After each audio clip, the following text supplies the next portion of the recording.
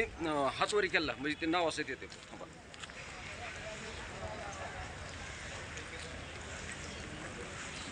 2026 मधील बदली धोरणाचा निषेध 2026 मधील प्रशासकीय बदली धोरणाचा निषेध 2026 मधील प्रशासकीय बदली धोरणाचा निषेध शासनाचा मनमानी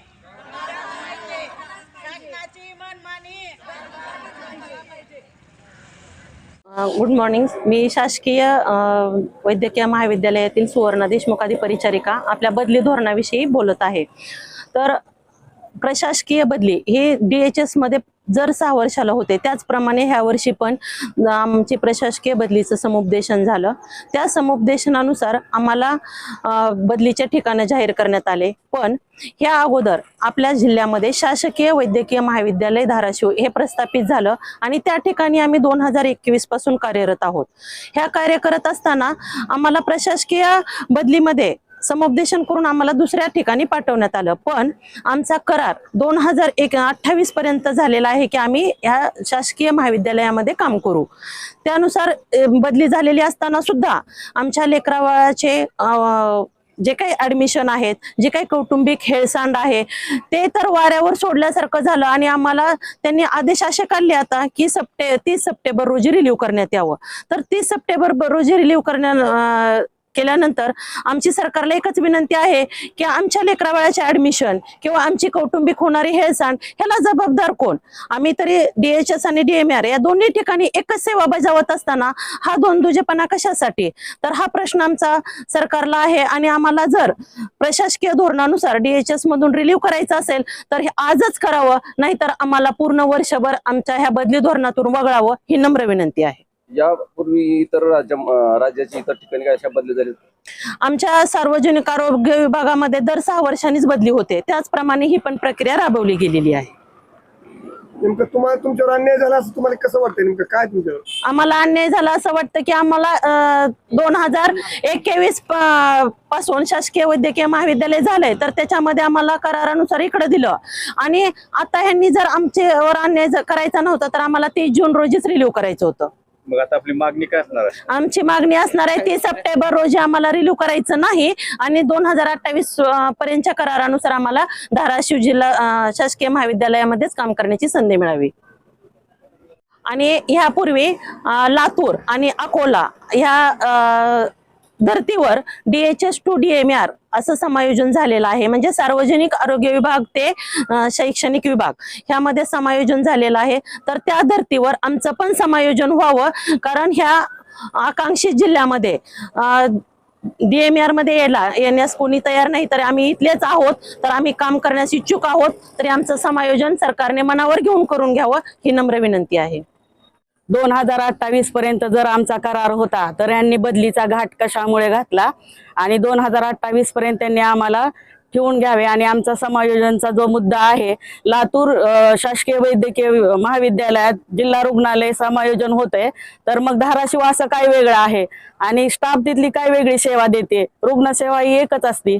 तर इथं पण त्यांनी धाराशिव मध्ये आम्हाला रुग्णसेवा एकच आहे, स्टाफ तेच आहे, तर आम्हाला त्यांनी सामावून घ्यावं. आणि डॉक्टरांना दिलं त्यांनी बदलीमध्ये, पण स्टाफ नर्सेसला जे आहे ते जागा त्यांनी ब्लॉक दाखवलेल्या आहेत किंवा ग्रामीण रुग्णालयामध्ये पण मधून येणाऱ्या स्टाफना सुद्धा हे जिल्हा रुग्णालय दिलेलं नाहीये. मग डॉक्टर मध्ये आणि नर्सेस मध्ये त्यांनी भेदभाव का केला? शासनाला माझी एकच विनंती आहे, रुग्णसेवा हे स्टाफ नर्स फक्त रुग्णसेवा देते, रुग्णसेवा एकच असते. पण DMR आणि DHS हा भेदभाव का? आणि त्यांनी DMR मध्ये आम्हाला सामावून घेतलंच पाहिजे. ही आमची 2019 पासून आम्ही आमच्या फेडरेशनच्या वतीने आम्ही पत्र देत आहे समायोजनाचं, तर त्यांनी आम्हाला विचार केला पाहिजे. मागतराव कावळे. जिल्हा रुग्णालय धाराशिव येथे परिचारिका पदावर कार्यरत आहे. सध्या आमच्या जून 2016ला 26ला आमची जी बदली झाली त्यामध्ये आमच्या वयाचा विचार केलेला नाही. सध्या मला परंडा दिलेला असून ह्या रिटायरमेंटला वैदा शेख ह्या रिटायरमेंटला 1 वर्ष राहिलं तरीही त्यांची बदली करण्यात आलेली आहे. वयाचा विचार केलेला नाही आणि आता सध्या परंडा येथे कार्यरत असलेल्या इंचार्जला रिलीव्ह करून तिथे विनंती बदलेली इंचार्ज दिलेली आहे. मग मी जाणार कुठे? मी माझ्या ज्या जागेवर माझी बदली केलेली आहे ती जागा भरण्यात आलेली आहे. मला जर ह्या रिलीव्ह केलं तर मी जाणार कुठे हा प्रश्न माझा सरकारला आहे. जय हिंद, जय महाराष्ट्र. मी वर्षाराणी शरदराव बनसोडे, आधी परिचारिका या पदावर जिल्हा रुग्णालय उस्मानाबाद येथे कार्यरत आहे. माझी बदली मी तेरमध्ये झालेली आहे आणि काउन्सिलिंग करताना सुद्धा आम्हाला खूप हॅरेसमेंट झालेली आहे, अन्यायकारक काउन्सिलिंग झालेली आहे. माझे पती हे सोलापूर छत्रपती शिवाजी महाराज कॉलेजमध्ये वस्त्रपाल या पदावर कार्यरत होते. त्यांची ही बदली यंदा 30 जूनला सांगली येथे झालेली आहे. त्यांना 30 जूनला रिलीव्ह केलेले आहे आणि त्या व्यतिरिक्त माझा मुलगा हा 10वी मध्ये असून देखील एक्सटेन्शन जोडलेला असताना देखील आता सध्या जर आम्हाला आता थांबवून आणि जर 30 सप्टेंबरला आम्हाला जर रिलीव्ह करत असतील तर हा आमच्यावर अन्याय आहे. आणि यामध्ये आता मी एकटी स्टाफ जर मी सोलापूरवरून इथं धाराशिवला अपडाऊन करत असेल तर माझी किती हेळसांड आहे. एक स्त्री म्हणून मला किती अडचणींना तोंड द्यावं लागतं आणि मी सर तिकडे त्यांची बदली झालेली आहे आणि मुलाची 10वी आहे आणि तरीही माझी बदली 13ला झालेली आहे. या व्यतिरिक्त आम्हाला माझं असं म्हणणं आहे की जर आम्हाला शासनाने रिलीव्ह करायचंच होतं तर त्यांनी आम्हाला मे जून मध्येच रिलीव्ह करायचं होतं आणि नाहीतर ह्या 30 तारखेला रिलीव्ह करायचं होतं. आता जर त्यांनी 30 सप्टेंबरला आम्हाला जर रिलीव्ह करत असतील तर अर्ध्या वाटेवर आम्ही जायचं कुठं आणि मी एकटी माझ्या परिवारासाठी काय काय करायचं. अशाच ह्या आमच्या व्यथा आमच्या सर्व अधिपरिचारिकांच्या आहेत आणि जे काय आम्ही करतोय हे शासनाच्या सेवेसाठी करतोय. शासनाच्या सेवेला आम्हाला कुठंही तडा द्यायचा नाहीये, कुठंही दिरंगाई करायची नाहीये.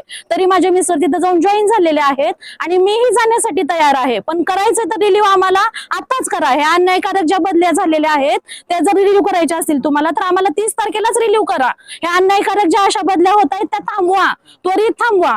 आणि जर आम्हाला तुम्ही असं वेटीस धरून जर कार्यरत करत असाल तर आमचा विचार करणार कोण? शासनानेच आमचा विचार करायला हवा.